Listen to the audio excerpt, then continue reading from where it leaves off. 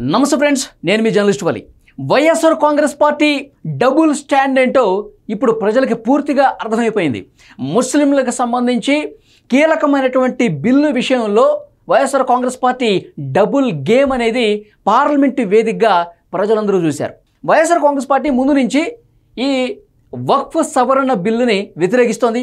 ముస్లిం మైనార్టీల పక్షాన మేము నిలబెడతాం, వాళ్ళకి ఇబ్బందికరంగా ఉన్నటువంటి ఈ బిల్లును పూర్తిగా మేము వ్యతిరేకిస్తామని చెప్పి చాలా స్పష్టంగా చెప్తా ఉన్నారు. వైఎస్ఆర్ కాంగ్రెస్ పార్టీ నాయకుడు జగన్మోహన్ రెడ్డి గారు, ఆ పార్టీకి సంబంధించిన ఎంపీలు అందరూ చెప్తున్నారు. సో అదే విధంగా అదే స్టాండ్కి కట్టుబడి ఉంటారు అని ముస్లిం సమాజం మొత్తం ఆంధ్రప్రదేశ్లో అభిప్రాయపడింది. కానీ ఏం చేశారు జగన్మోహన్ రెడ్డి? ఏం చేశారంటే, ఇక్కడ ఈ వీడియో చాలా జాగ్రత్తగా చూడండి. పార్లమెంటు వేదికగా ఆ పార్టీకి సంబంధించిన వ్యవహారం మొత్తం ఇప్పుడు బట్టబయలైంది.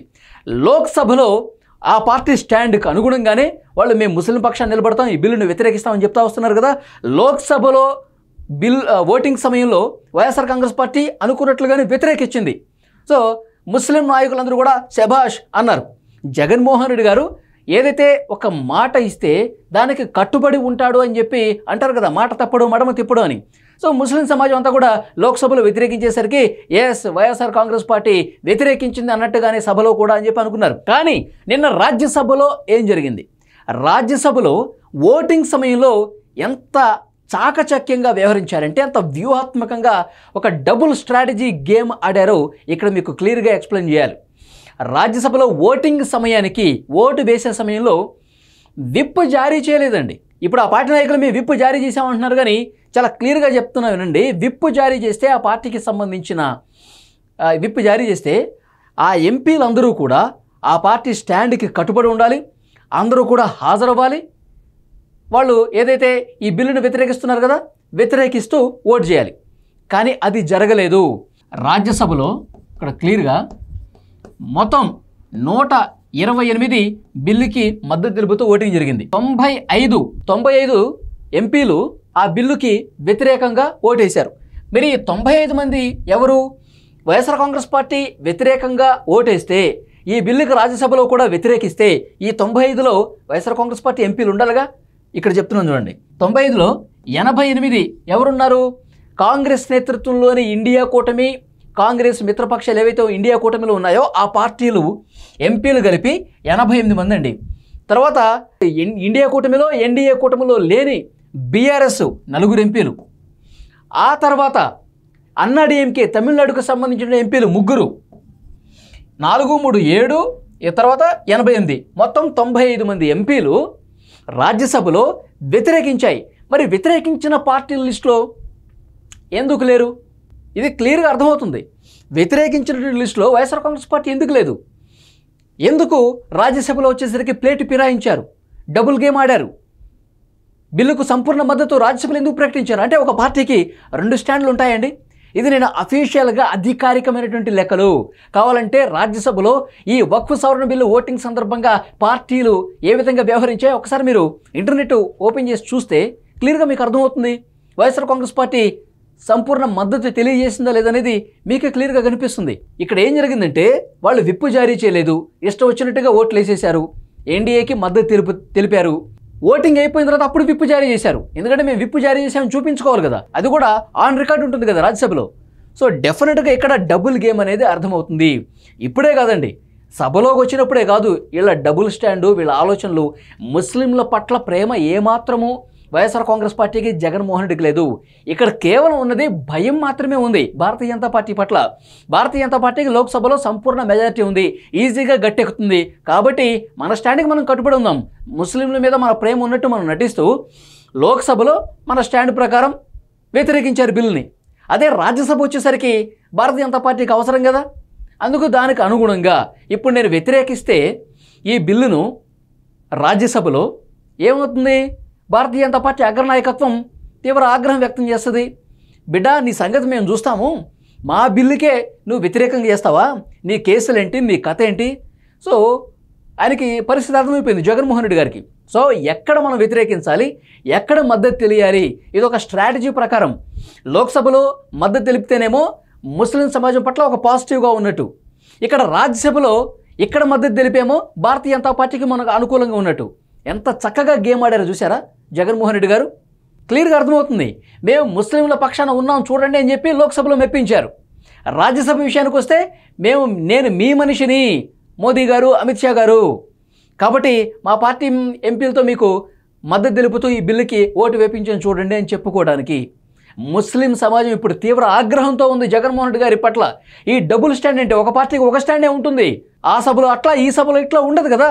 సో డెఫినెట్గా ముస్లిం సమాజం చాలా ఆగ్రహంతో జగన్మోహన్ రెడ్డి గారి పట్ల ఉన్నారు. మీకు ముస్లిం మీద ప్రేమ లేదు, మీరు అవకాశవాది, మీకు మీ రాజకీయ భవిష్యత్తు కోసం మీకోసం మీరు ఆలోచిస్తారు, ముస్లింల కోసం, మైనార్టీల హక్కుల కోసం ఇది చెప్పేదంతా మీరు సొల్లు, అన్ని అబద్ధాలు అని చెప్పి ప్రజలు కూడా అర్థమవుతున్నటువంటి పరిస్థితి. ఒకసారి ఇప్పుడు సభలో వచ్చినటువంటి ఈ వ్యవహారం గురించి కాదండి, అంతకుముందు ఏం జరిగిందో కూడా ఒక్కసారి నేను మీకు చెప్పే ప్రయత్నం చేస్తాను. ముందుగా ఈ బిల్లు పార్లమెంటుకు వచ్చినప్పుడు ఇది విస్తృతంగా సంప్రదింపులు జరపాల్సిన అవసరం ఉంది. ఎందుకంటే ముస్లిం సమాజం చాలా భయంలో ఉన్నారు, ఆందోళనలో ఉన్నారు. ఇది వాళ్ళకి పూర్తిగా వ్యతిరేకంగా వస్తున్నటువంటి బిల్లు అని చెప్పి అభిప్రాయం వాళ్ళలో ఉంది. కాబట్టి జేపీసీకి పంపించండి అని చెప్పి తెలుగుదేశం పార్టీ కోరింది, ఇంకొన్ని మిత్రపక్షాలు కూడా కోరాయి. సో దానికి అనుగుణంగానే జాయింట్ పార్లమెంటరీ కమిటీకి ఈ బిల్లును పంపించారు. అంటే ప్రతి పార్టీ నుంచి, ప్రతి రాష్ట్రం నుంచి ఎంపీలు అందులో మెంబర్స్గా ఉంటారు. వాళ్ళు ముస్లిం మత పెద్దలతో సంప్రదింపులు జరుపుతారు, మేధావులతో సంప్రదింపులు జరుపుతారు, తర్వాత ప్రజా సంఘాలతో సంప్రదింపులు జరుపుతారు. అందరితో సంప్రదింపులు జరిపి వాళ్ళు ఏదైనా సవరణలు కోరితే ఇది కరెక్ట్ కాదు, ఇది కరెక్టేనండి, దీని పట్ల మాకు వ్యతిరేకం ఉంది అని చెప్పి వాళ్ళ అభిప్రాయాలు తీసుకుంటారు. ఇంకా బిల్లులో ఎలాంటి సవరణలు అవసరమో వాళ్ళ నుంచి అభిప్రాయ సేకరణ జరుగుతుంది. అది జాయింట్ పార్లమెంటరీ కమిటీ. మరి ఆంధ్రప్రదేశ్ నుంచి ఈ కమిటీలో తెలుగుదేశం పార్టీ నుంచి లావు శ్రీకృష్ణదేవరాయలు ఉన్నారు. తర్వాత వైఎస్ఆర్ కాంగ్రెస్ పార్టీ నుంచి విజయసాయి రెడ్డి గారు ఉన్నారండి స్టార్టింగ్లో. ఓకే, మొత్తం 38 మీటింగ్లు జరిగినాయి. ఈ జాయింట్ పార్లమెంటరీ కమిటీ వక్ఫ్ సవరణ బిల్లు విషయంలో 38 మీటింగ్లు దేశవ్యాప్తంగా అన్ని రాష్ట్రాల్లో జరిగితే వైఎస్ఆర్ కాంగ్రెస్ పార్టీ కేవలం 4 మీటింగ్లకే హాజరయ్యారండి విజయసాయి రెడ్డి గారు. 5వ మీటింగ్ సమయానికే ఆయన పూర్తిగా రాజీనామా చేసి, ఆ పార్టీ కూడా రాజీనామా చేసి వెళ్ళిపోయారు. నిజంగా ముస్లింల పట్ల మీకు చిత్తశుద్ధి ఉంటే, ముస్లింలు అన్యాయానికి గురి కాకూడదు అనే భావన మీకుంటే, విజయసాయి రెడ్డి గారు రాజీనామా చేసి వెళ్ళిపోతే, మరి అన్ని మీటింగులు జరిగినప్పుడు ముస్లింల పక్షాన మీకు ప్రేమ ఉన్నప్పుడు జగన్మోహన్ రెడ్డి గారు, మీరు మీ రాజ్యసభ ఎంపీలు ఇంకా చాలామంది ఉన్నారు కదా, లోక్సభ ఎంపీలు ఉన్నారు కదా 4, మరి వాళ్ళల్లో ఇంకొకరిని ఈ జాయింట్ పార్లమెంటరీ కమిటీలో పెట్టండి, మా విజయసాయి రెడ్డి మమ్మల్ని వదిలేసి వెళ్ళిపోయాడు, ముస్లింల పక్షాన మేము ఉన్నాము, వాళ్ళ అభిప్రాయాలు మేము చాలా బలంగా ఈ జాయింట్ పార్లమెంటరీ కమిటీలో మేము వ్యక్తం చేయాలి అని చెప్పి ఇంకొక ఎంపీని మీరు కోరితే ఇందులో పెడతారు కదా ఈ కమిటీలో. మిగతా మీటింగ్స్ అన్నింటిని కూడా మీ ఎంపీ హాజరై ముస్లింల వాదనని మీరు బలంగా ఆ జేపీసీలో మీరు వినిపించేవాళ్ళు కదా, ఎందుకు చేయలేదు? అంటే ఇది మనకేంటి సంబంధం, ముస్లింలు ఎట్లా పోతే మనకేంటి, మనం వ్యతిరేకిస్తున్నామని చెప్పి ఒక డైలాగ్ వేసేసాం కదా, ఇక ఎప్పటికీ ఆ డైలాగ్ చెప్పుకుంటూ పోతాం కదా, ఇదే కదా. నిజంగా మీకు చిత్తశుద్ధి ఉంటే ఇంకొక ఎంపీని పెట్టించి మీరు వాదనలు వినిపించేవాళ్ళు. డెఫినెట్గా క్లియర్గా అర్థమవుతుంది. కానీ తెలుగుదేశం పార్టీ ఈ బిల్లుకి మద్దతు తెలపడమే కాకుండా ముస్లిం సమాజం నుంచి వచ్చినటువంటి అభిప్రాయాలు, వాళ్ళు దేన్నైతే ప్రతిఘటిస్తున్నారో, వాళ్ళు సవరణలు దేనికోసం కోరుకుంటున్నారో, వాళ్ళ ఇబ్బందులు ఏంటి అన్నీ కూడా నోట్ చేసుకొని చాలా బలంగా వాదనలు వినిపించి కొన్ని సవరణలు కూడా ఆమోదం తెలిపే విధంగా కృషి చేసింది.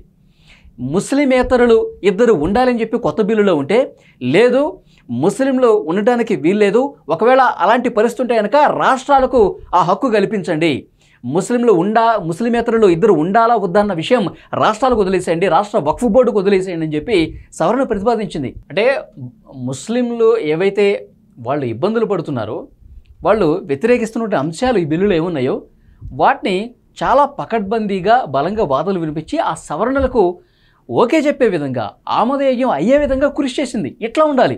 ఒక డెసిషన్ తీసుకున్నప్పుడు దానికి కట్టుబడి ముస్లిం సమాజంలో వాళ్ళకు భరోసా కల్పించే విధంగా ప్రయత్నం చేసింది తెలుగుదేశం పార్టీ.